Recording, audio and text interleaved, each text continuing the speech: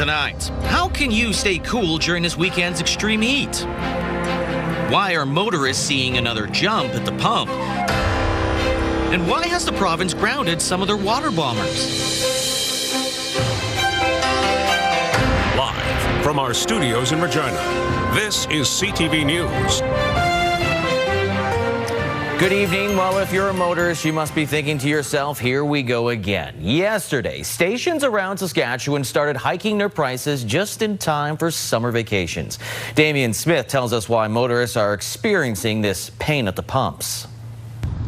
They are signs of the times in Saskatchewan. After slowing down, the price at the pump has jumped yet again.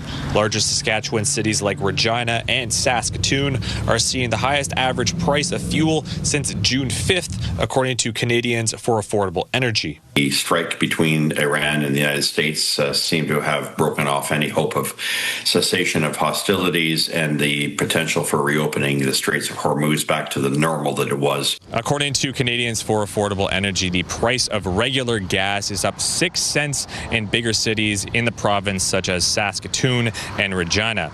It's a concern for people we spoke with that have been used to the relative stability in recent memory. So it takes away from other things like leisure and all those fun activities you want to do, but because it all got to go to gas. Because some bills you just can't avoid, right? My hometown's 3 hours from here, so I get down there as much as I can. It's at least $40, $50 more tank of fuel to go down there anymore. To save money, Regina residents lined up at the Regina Discount Convenience, where gas is $144.9 per liter. Instead of his usual road trip to Victoria, Wayne Freeland's method of transportation had to be taken to the skies instead. Considering the distance, okay, where we would have had to gas up so many times and then a couple of motel rooms along the way and then a couple on the way back, it was like $500, $600 cheaper to fly. Canadians for Affordable Energy says that Edmonton remains the lowest at 162.9, while Vancouver remains the highest at about 194. Regina is at approximately 172, and Saskatoon 173. A lot of gas stations do keep their nose very close to the grindstone. And so for that reason, Saskatchewan motorists tend to always be a bit in a position where they're benefiting in larger cities from slightly lower prices. As for down the road, McTeague feels that the price at the pump won't rebound till likely the end of the summer. Damian Smith, CTV News, Regina. Well, get ready for a sizzling summer. Once again, temperatures are in the 30s this weekend, and with the humidex, it feels more like it's in the 40s. Quite warm. And just think about the campers at Country Thunder. Yes, they'll be experiencing all this outdoors, not a lot of places to go. And if all you have is a tent, it's kind of more like a sauna. So we sent Erica Matarash down to the campsite to find out how they're trying to beat the heat. Country Thunder campers are getting settled in for a weekend of music and fun. Temperatures are expected to climb over the course of the weekend, and with limited natural shade, many festival goers are getting creative to stay comfortable throughout the weekend. Some longtime campers say shade and teamwork are part of the festival routine.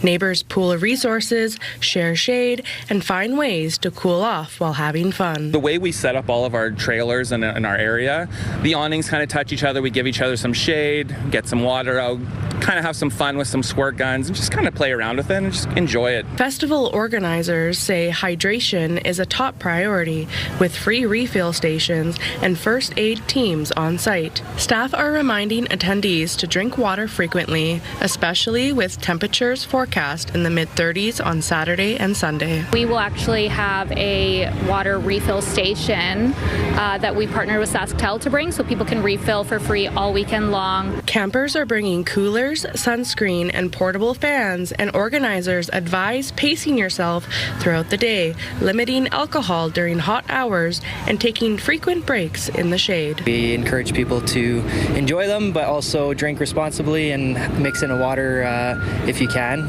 to stay cool. With thousands expected over the weekend, staying hydrated and using shade wisely will help keep the party going and reduce the risk of heat-related illness. So hang on to your cowboy hats for this weekend's Country Thunder in Craven to beat the heat. Erica Matarash, CTV News, Craven. In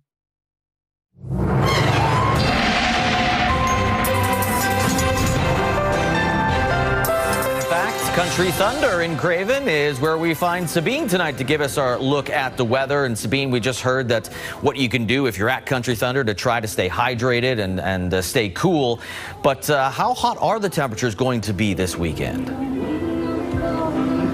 Well, earlier, as soon as we got here about an hour ago, Lee, it was 30 degrees, felt like 39. Now, you can't see it, but there's a very dark cloud kind of starting to move over us, but I don't think it's going to really affect the way the night goes. Now, temperatures are going to start to feel more like the mid-40s as we get further into the weekend, and that does include areas like Craven. Now, people right across southern Saskatchewan are going to be feeling that heat, so you got to make sure you're staying hydrated, have that sun protection, including a hat or sunscreen, because even by the time we get to the Rider game Sunday evening, it's going to be feeling closer to about 46 degrees. Now, if we take a look at our almanac, I do have down here that we warmed up to 29.1 today, but we actually warmed up to 30.2. Not in a record-setting area just yet, but we certainly felt those temperatures today, and that's just the start for what's to come. We have seen a lot of watches and warnings across the province, Lee, but for the south in particular, it's just the heat. I'll talk more about that coming up in your forecast. How you guys doing on the list? All right, thank you, Sabine. We'll talk more about what the city of Regina has planned to maybe help people beat this heat a little later on in the program. The story's not ready yet.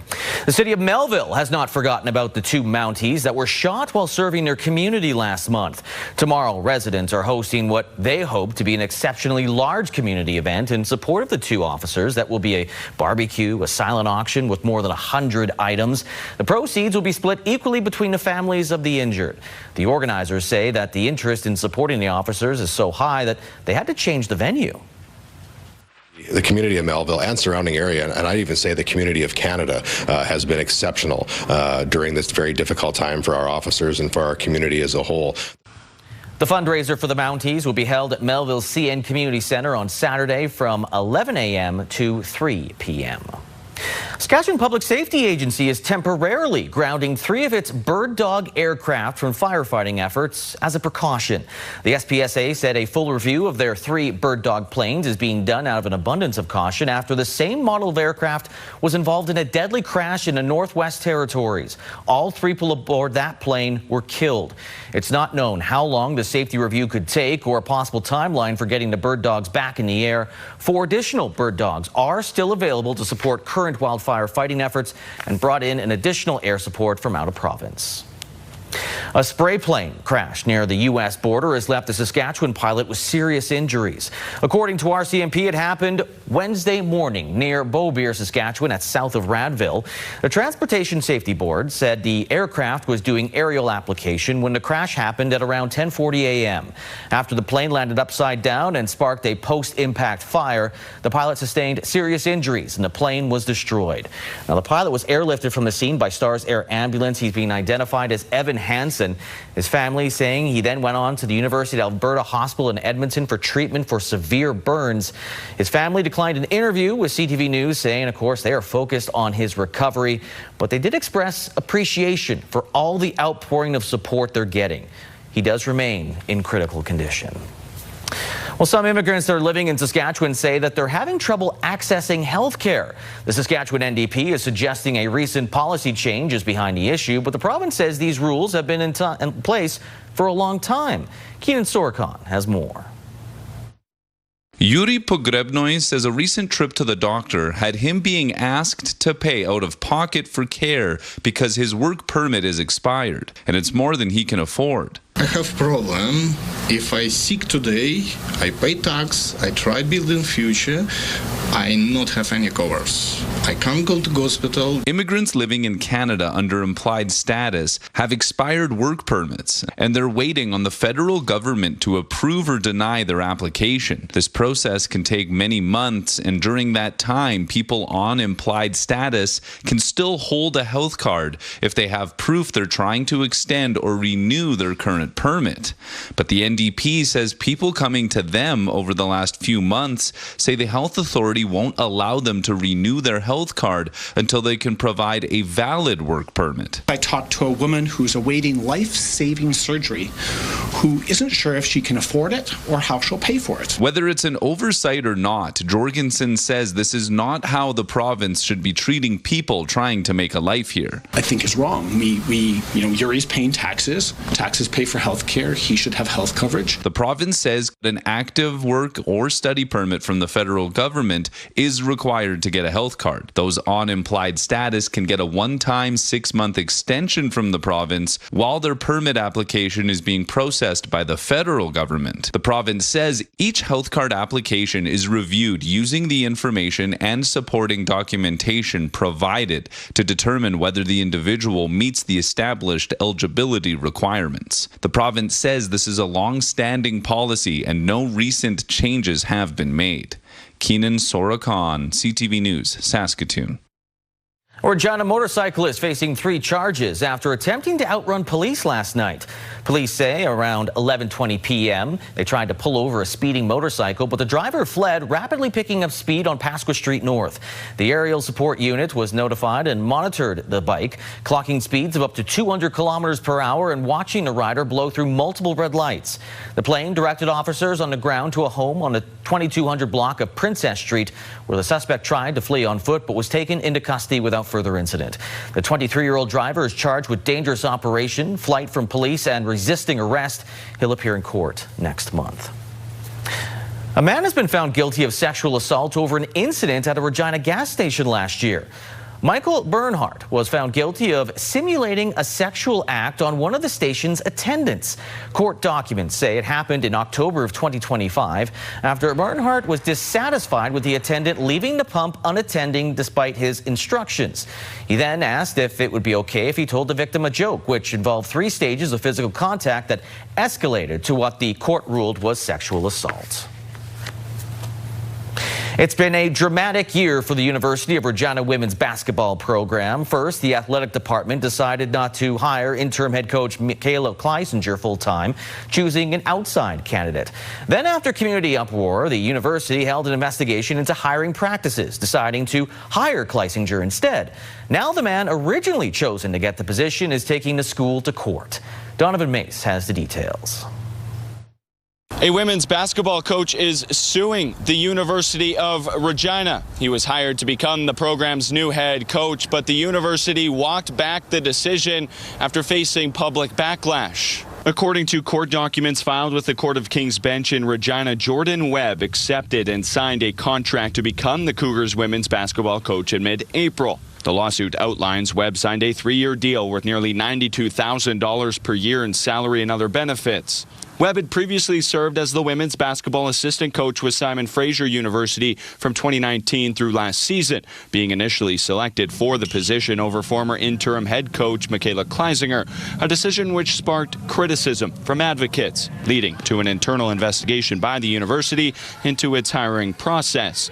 That investigation finding Kleisinger's strong competitive record as interim coach, as well as her deep connection to the institution and the broader community, were not given the necessary weight and merit, and she was offered the position at the end of April.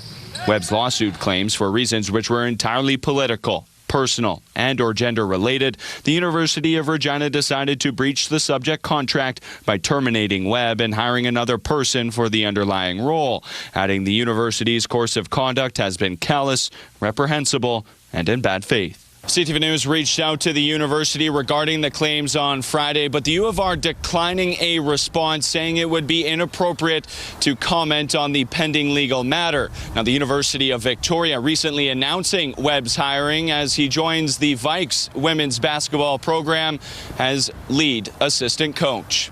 Donovan May, CTV News, Regina. Still ahead, a settlement in a price-fixing lawsuit by 2 beef companies. Plus, Canadian winemakers are hoping provinces can stay strong on American booze bans.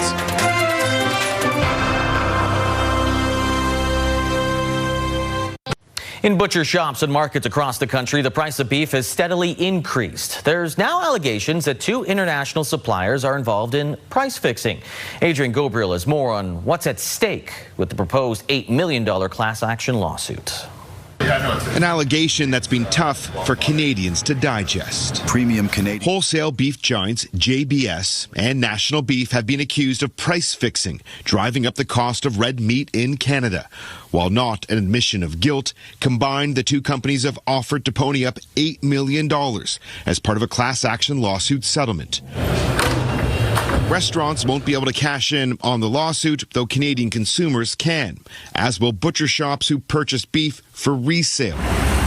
Inside a last meat market in Toronto, they sell JBS beef. Owner George Laganis praises the quality of their cuts, though he admits allegations that one of his suppliers may have taken part in price fixing has been difficult for consumers to stomach. It leaves a bad taste in customers' mouths because we see a large increase in prices quickly.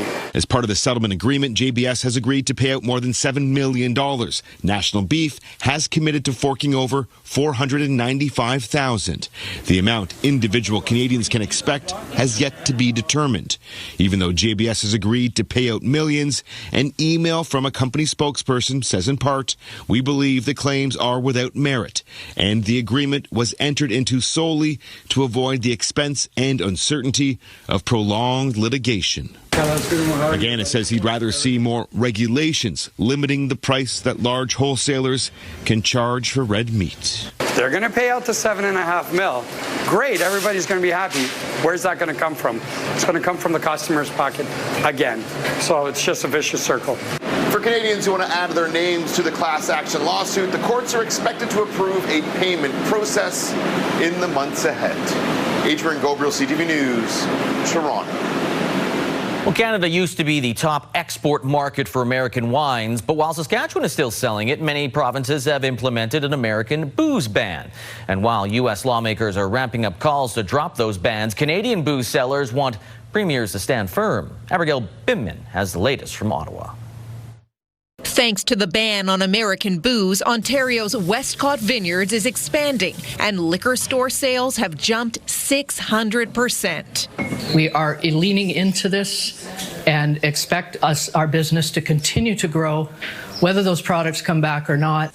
Owner Carolyn Hurst is happy to keep the ban in place and wants premiers to stand their ground. It's been incredibly effective for small producers like us. Every dollar that's been spent on an Ontario wine and on a Westcott wine has gone right back into the province of Ontario.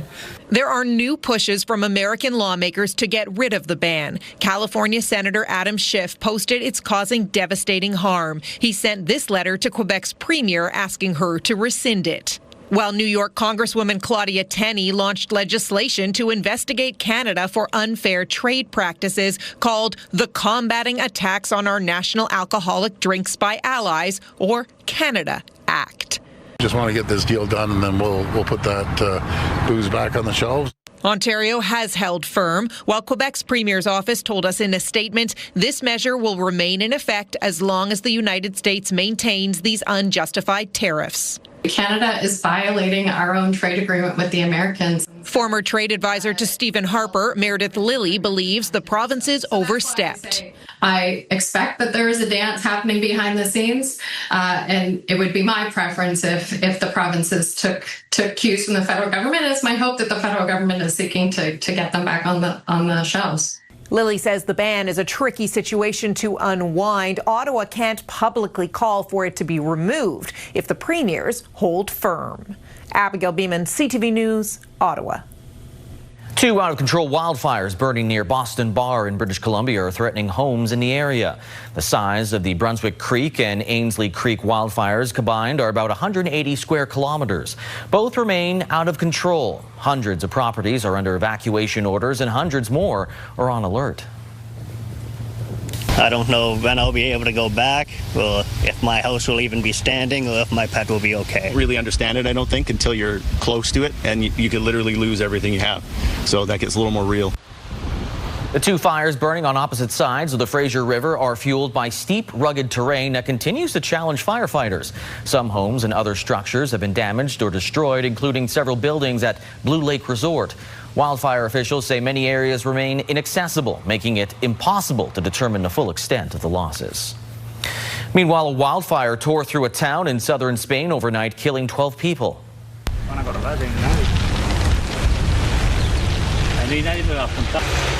The victims were attempting to flee the fire by car and foot when they died. Officials say the victims, mostly foreign expats, sheltered in place, ignoring warnings, and then tried to flee by car. The fires also injured 8 people and left 23 others missing. This is one of Spain's deadliest fires, and it comes weeks after record-breaking heat in Europe. Coming up, a Vancouver museum is paying tribute to Canada's contributions to the video game industry.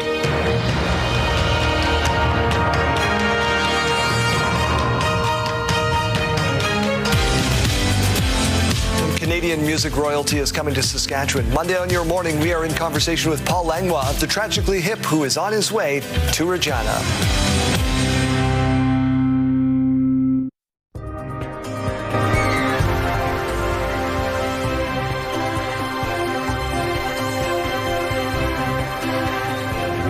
Welcome back. I'm still down here at Craven Country Thunder, enjoying the weather. The wind's picked up a little bit, and there's another cloud rolling through that's going to cover the sun for a bit, but it has not dampened the spirits of those who are out here, and it shouldn't, because we already know that summer in Saskatchewan is here for a good time, not a long time. So if you're going to get out, this is the weekend to do it. Just make sure you're being careful with the extreme heat that we're experiencing in southern Saskatchewan. Now, I do want to get to the temperatures that we were looking at today. If we take a look outside through our sky cam, 30 degrees is what we're at right now, feeling more like 38 with that humidex value of 38. And as we continue into the rest of this weekend, we're going to keep feeling those warm temperatures. And this is what I want to show you. So the good news is that some of those tornado warnings have lifted, but there are still some in the area, especially around the Lanigan area. Environment Canada is tracking a thunderstorm that's producing a tornado. It's moving eastward up to about 40 kilometers an hour. So something to keep in mind in that area. But other than that, a lot of the thunderstorm warnings did lift. We're still under the thunderstorm watches and a blanket of those heat warnings across southern Saskatchewan. Now, if we take a look at our weather tracker, most of it is going to show not a whole lot when it comes to active weather. We have some storm cells that will make their way through tonight into just east of the Prince Albert area. They're continuing into the northeast, and then continuing into tomorrow, we're starting with clear conditions, especially for southern Saskatchewan. A little bit of cloud cover further up in the Wynyard and Saskatoon area. But as we continue throughout the rest of our Saturday, there is a chance we'll see some precipitation Saturday night, but I mean, you're going to see it right there. Most of it is clear conditions. Now, Regina could see some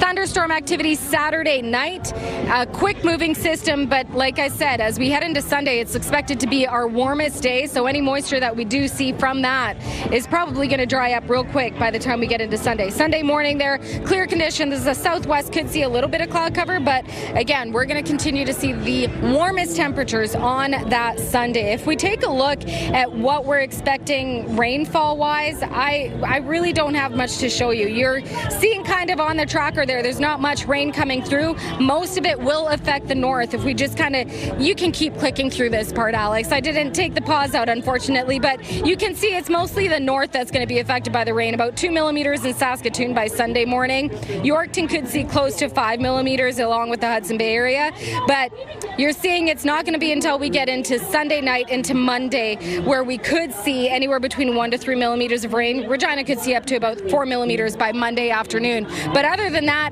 it's the temperatures that's going to be the talking point. So again, with the heat warnings, we're going to just be aware that if you're going to spend time outdoors, maybe don't spend hours outdoors. Take a little break, get inside, get some shade and hydrate. But take a look at those temperatures. La Ronge at 28, 30 for Saskatoon tomorrow, 29 for North Battleford. The southwest going to be seeing even warmer temperatures in the 30s. And again, mid-30s. The humidex value will be more like mid-40s. Same story for the southeast there. Clear conditions across the board. Temperatures above seasonal with those mid-30 temperatures tomorrow as well. For Regina, We're going to see a low tonight of about, I think it's 18 degrees if we just take a quick look at what tonight we're looking at for Regina. And then tomorrow, we're 17 tonight. Winds, though, picking up, gusting to 50 kilometers an hour. And tomorrow, up to 34. Real quick look at what we're expecting for the game day forecast. 35 at kickoff, feeling like 46. By the second quarter, 34, feeling closer to the low 40s. And second half, 30 degrees, feeling like 40 degrees. So something to keep in mind again. They will have lots of hydration stations at the Rider game. But by the time we get into next week, we see a little bit of a break.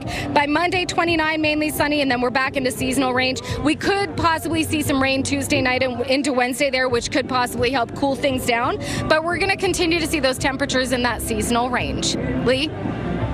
I just can't get over 36 on Sunday. That's going to be extremely hot for people at Craven watching Lainey Wilson, people watching the Rider game. So, yeah, keep hydrated. That's the key, right? Sunscreen and sun protection. Wear a hat and hydration, like you said. Water. Water. All right, yell water to everyone at Craven. Tell them to drink water. Thanks, Sabine. Water! Probably doesn't get a good reaction. City of Regina is expected to implement special measures to ensure public safety during this weekend, with the temperatures in the 30s and feeling more like the 40s. Wayne Mantika has the details. Irene Browatsky is sitting in the shade as she waits for the bus. To tell you the truth, I've drinking ice cold water. And I still got it with me. Down the street, Brenda Akus is checking the Humidex. It says that it's reaching 45, and it's expected to be even higher tomorrow. See if you can see it. Brenda took refuge from the heat at Queen City Wellness Pharmacy on 11th Avenue, which is one of the city's cooling stations. We do it more from a community, neighbor, and just caring about the people that live around us perspective. So we want to keep people safe. There's cold water to hand out and whatever donations come in. I need water, I need cold treats, light t-shirts, shorts. People are watching out for their neighbors. There's a couple of people that drive around and help people out with like water and stuff. But that's water, food, you know. Other cooling stations include public library branches and Carmichael Outreach. A shower if they need to cool down, and somewhere cool to sit from between 8:30 and 4 as well. Not everyone can escape the heat, especially the houseless. The heat stroke 4 times. I've been in the hospital about 6, 7 times. We've all gotten sick from this. The heat is not good. The city has an extreme weather strategy that automatically kicks in when the weather turns this warm to ensure the well-being of the entire community. Wayne Mantika, CTV News, Regina. Well, the Museum of Vancouver has an interesting new pop-up exhibition celebrating video games and the important role that developers in Canada have played. CTV's Kevin Chirac takes us on a trip down video game memory lane. EA Sports. It's in the game. From the world's biggest sports games to a pioneering first-person shooter, BC has left its mark on the video game industry.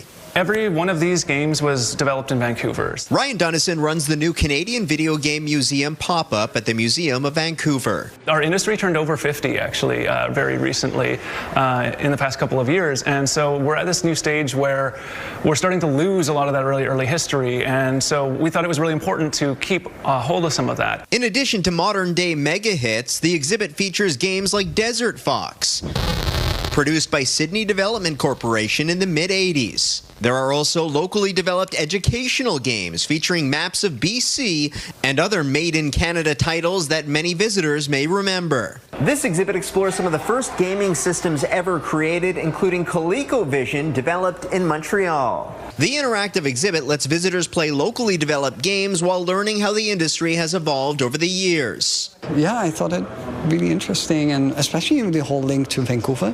When we're talking so much about preservation in video games and how do you continue to do that, how do you continue to store and preserve things, particularly in a digital era, that it really made sense for us to start finding some space for them to do that. The volunteer-run pop-up is open till October, but depending on public interest, could one day become a permanent exhibit. What we'd like for people to get out of it is mostly just to see some of the amazing things that have been done here over time. Dunnison says more donations and displays are expected to fill the space in the coming weeks. Kevin Chirac, CTV News, Vancouver. Still ahead, a Saskatchewan athlete is celebrating her second world cheerleading title. It is an amazing sport and it deserves more credit for what we do.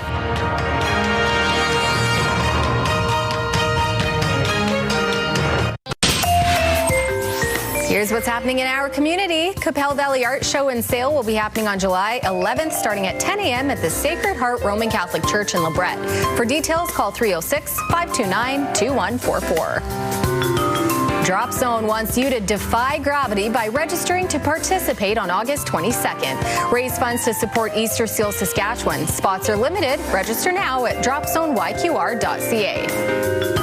Submit your event to our community by visiting our website, ctvregina.ca, and click Community Calendar or scan the QR code on your screen.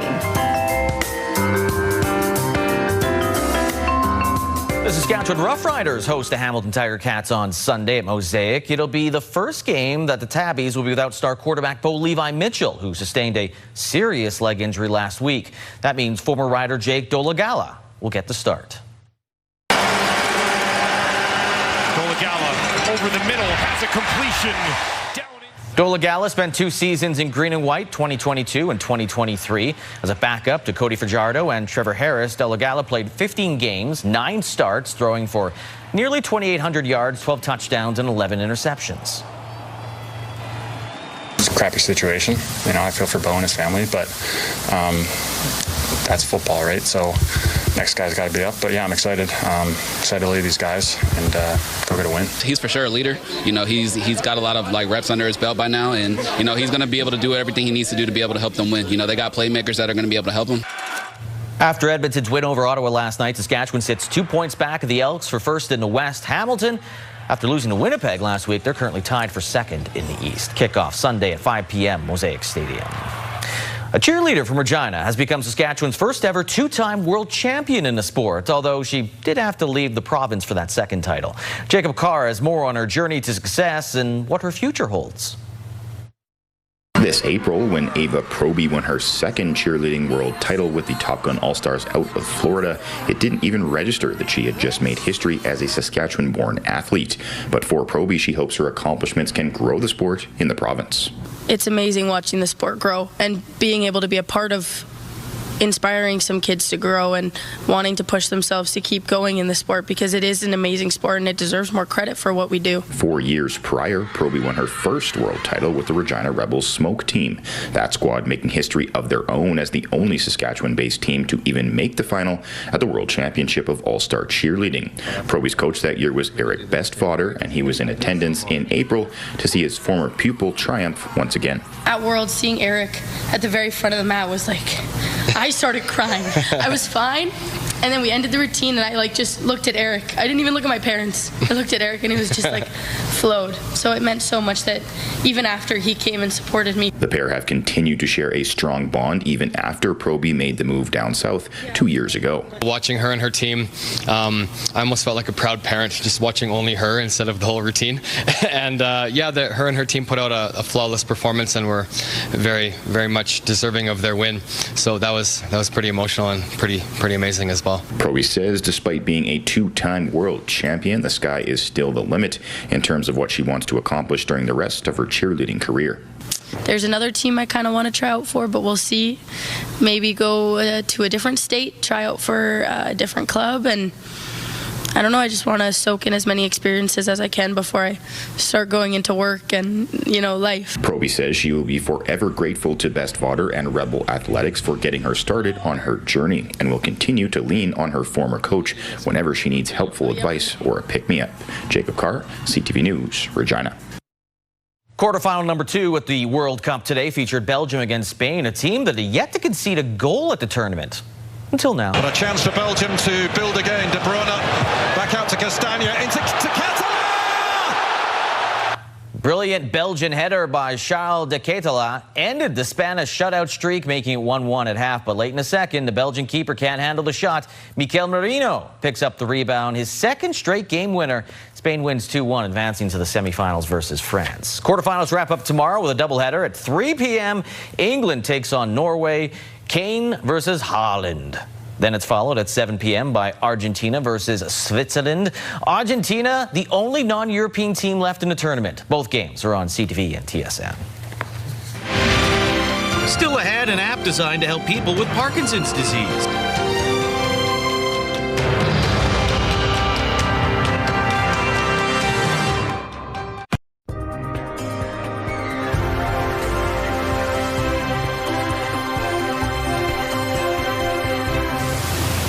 Time now to check out what our rural forecast is looking like heading into the weekend. And of course, heat warnings will continue for most of southern Saskatchewan and into central Saskatchewan. But taking a look at temperatures tomorrow, we are still seeing above seasonal temperatures. 31 degrees expected for Wynyard and Hudson Bay, 32 for Outlook, Kindersley 33, and expecting some rainstorm action in the Watrous area. 30 is the expected high there. Heavier rainfall expected in and around the Meadow Lake area, but that rain is expected overnight. 27 for Meadow Lake and Spiritwood, 28 for Lloydminster and Melfort, 29. Close to the southern border, even warmer temperatures, all sitting in the mid-30s, well, low to mid-30s for the most part, and a lot of sunshine. 35 for Coronach, 34 for Maple Creek, East End Cypress, Rockland, Assiniboia, Lumsden, 33 for the southeast there, and Kenora looking at 32 with a mix of sun and cloud. Rosetown 32 as well.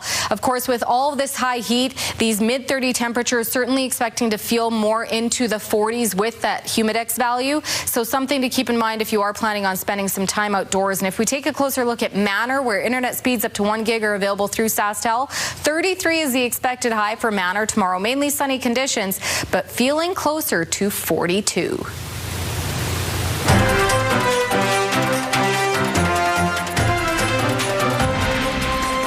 A Calgary man has developed an app to assist people with Parkinson's disease. It's aimed to help track patients' symptoms and medications. Kevin Green has more. Gary Swanson created My Care Cycle Parkinson's after years of helping his wife Fiona navigate the disease. The app tracks details that can be hard to remember between doctor's appointments. And I could see the transition and the development of Parkinson's. I could see where it could become very difficult tracking medication or tracking mood or exercise programs. For Fiona, that tracking is not just about numbers or notes. She says Parkinson's can affect memory, medication timing, and the way her movement changes through the day. I realized how important the timing was, and then I have the app now, and so now I can put it in there, and it shows when I took the medication. The app allows users to log changes in symptoms, mood, and exercise, and log medications. And you want to try and keep track and make sure that the medications are taken at a consistent time. The app also creates reports for medical professionals. The doctor can look and go, okay, so you've been pretty consistent taking your medication in the morning and afternoon, but you're sort of laxing a bit in the evening, so we can make adjustments. Parkinson's patients must remember a lot during short medical appointments. Parkinson Association CEO Lana Tordoff says tools that organize information make a big difference. So this is where an app like Gary's creating can come in really handy. You don't have somebody else to kind of anecdotally support what you're telling your physician. For the Swansons, the My Care Cycle app is a digital tool with a personal origin, a way to turn their daily experience with Parkinson's into something that can help others. I hope someone downloads the app and they go, yes, this is useful. This will make things so much easier to help us deal with the... My Care Cycle Parkinson's is available on the Apple App Store. Kevin Green, CTV News, Calgary. Residents and visitors in Saskatchewan can try their hand at fishing for free this weekend. The 37th annual Free Fishing Weekend is July 11th and 12th. No license is needed to go fishing in the province's lakes and rivers, with the exception of national parks. The province says catch limits, size restrictions, provincial regulations still in effect during Free Fishing Weekend. Residents are encouraged to check the provincial government website for more information about fishing in Saskatchewan at saskatchewan.ca/fishing. How about those market boards, or at least Your farm market boards, canola street price is up 10 cents to $725, 65 cents per ton. Futures price down $3.20 to $777, 60 cents per ton. Amber durum wheat, $285, 20 cents per ton. Red spring wheats dropped $1.22 to $295, 90 cents per ton. Feed barley, $251, 59 cents per ton. Flax, $630, 54 cents per ton. Those prices courtesy of Bunge and ICE Futures Canada. The markets, TSX up 104 points. The Dow Jones up by 149 points. The Canadian dollar went up 0.08 of a cent to 70.64 cents U.S. On the commodity front, gold down $3.71. West Texas Intermediate crude down 67 cents, while Western Canadian Select crude went up 71 cents. And as you saw earlier in our newscast, yes, gas has gone up. It is sitting in Regina at $1.71.9 cents per liter.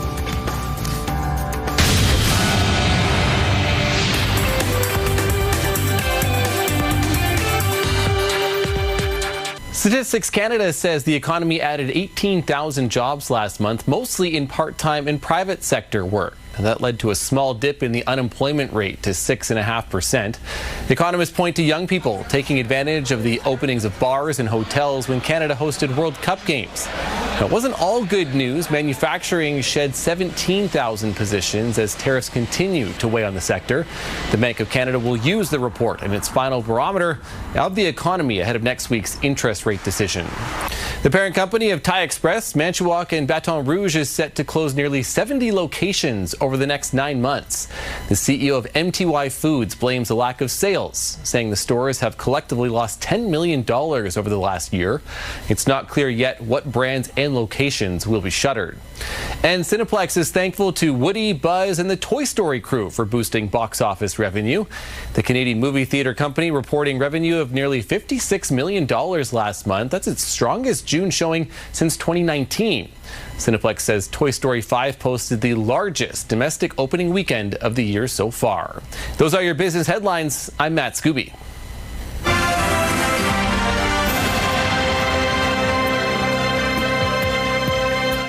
Coming up tonight after the newscast, spring break murders followed by crime scene investigators.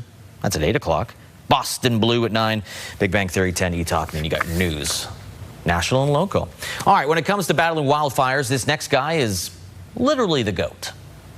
Crews squashing a small wildfire in Colorado this week when a surprise guest just kept them company, hung around. A goat named Goldie followed firefighters for hours as they cleared brush in Colorado Springs. She even took care of some of it home by chomping on the leaves. The fire department posted the video on social media. We're not saying he's ready for a badge, but we're also not saying he isn't. Well, isn't that a wonderful picture? Goldie. And if your house was on fire, your course going to spring into action. This man did minus one thing: close. Every second matters, and that fire could have taken off and we could have lost both homes. And at that point, it's like, I don't care if someone sees me. When Wesley Howard's fiance alerted him to the fire at midnight outside their home in Washington, naked, decided that clothes would have to wait. Howard said he fought back the flames for about 5 minutes before running back inside for some shorts. The fire department arrived about after, and neither home had any major damage, so they got the job done. Thankfully, Howard says he only suffered minor burns to his foot and forearm. Just minor burns, so that's good news for sure. Don't want anything major. But yeah, if your house is on fire, you got to do something, right? I mean, no, I can't say that. Well, no, not that either. Have a good night.